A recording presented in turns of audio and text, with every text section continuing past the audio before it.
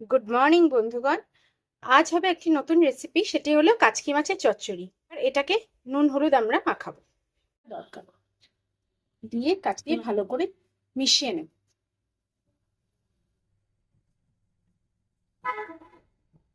কাচকি মাছটা দেখছেন ভালো করে নুন হলুদ মাখিয়ে আমি 5-10 মিনিটের জন্য রেখে দিলাম, যাতে নুন হলুদ ভালো করে ঢোকে মাছটার মধ্যে। প্যানের মধ্যে 2 টেবিল স্পুন আমি তেল দিলাম কাচকি মাছটাকে ভাজার জন্য। কাচকি মাছগুলোকে আমি কাচকি মাছ যেহেতু খুব নরম মাছ, তাই এটাকে বারবার উল্টাবেন না। একবার দিয়েছেন একটা পিঠ হওয়ার পর কিছু থেকে পরের পিঠ উল্টাবেন, তাহলে কাচকি মাছটা ভেঙে যাবে।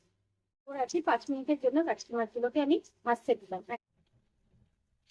দেখুন একটা পিঠ লাল করে ভাজা হয়ে গেছে। এবার উল্টে দিলাম যাতে অপর পিঠটা সমানভাবে লাল করে ভাজা হয়। মাছটাকে আমরা বাটিতে নামিয়ে নেব। আবার প্যানে আমি তেল দিয়ে দিলাম। এবার আমি দিলাম পেঁয়াজ বাটা, তারপর দিলাম রসুন বাটা আর অল্প আদা বাটা। এবার ভালো করে সবগুলো একসাথে মিশিয়ে নিতে হবে। এবার স্বাদমতো নুন দিলাম। এবার দেব হলুদ গুঁড়ো। এবার ঝাল যে যেরকম খায় সেই হিসেবে লঙ্কার গুঁড়ো দেবেন। এবার সব কিছু একসাথে ভালো মতো পেঁয়াজ বাটার সাথে মিশিয়ে নেব। সব কিছু মিশিয়ে নেওয়ার পর লিডটা আবার ক্লোজ করে দিলাম। এবার লিডটা আমি ওপেন করে নিলাম। আপনারা দেখবেন পেঁয়াজ বাটাটা বেশ ভালো মতো রান্না হয়ে গেছে। এবার এটাকে আমি আরেকটু ভালো মতো নেড়ে চেড়ে আবার কিছুক্ষণের জন্য লিডটাকে ঢাকা দিয়ে দেবো। আঁচটাকে কমিয়ে কিছুক্ষণ আরেকটু ফ্রাই হতে দিলাম। এবার আমি লিডটাকে ওপেন করে নিলাম। লিডটাকে ওপেন করে নিয়ে আমি ভালো মতো নেড়ে নিলাম এবং একটা টমেটো কুচি করে তার মধ্যে দিয়ে দিলাম।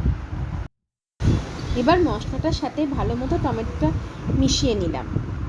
টমেটোটা যাতে গলে একদম মশলার সাথে মিশে যায়, সেজন্য আবার লিডটাকে আমি ক্লোজ করে দিলাম। লিডটাকে আমি এবার ওপেন করে নিলাম। এবার দেখা যাচ্ছে যে মশলাটা ভালো মতো ফ্রাই হয়ে গেছে। আবার কিছুক্ষণ নেড়ে নিয়ে আমি লিডটাকে ক্লোজ করে দেব। লিডটাকে এবার আমি ফাইনালি ওপেন করে দিলাম। এবার আমি কাচকি মাছটা মশলার মধ্যে ঢেলে দেব এবং ভালো মতো মিশিয়ে নেব। কাচকি মাছটা দেখতে পাচ্ছেন আপনারা হয়ে গেছে। এবার আমি একটা বাটিতে ঢেলে নেব।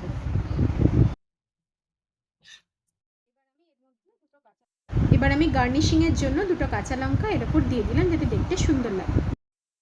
গরম ভাতে এটা ট্রাই করে দেখবেন, আপনাদের খুবই ভালো লাগবে খেতে। আমার আজকের এই রেসিপিটি ভালো লাগলে লাইক, শেয়ার, সাবস্ক্রাইব করতে ভুলবেন না। সবাই ভালো থাকবেন।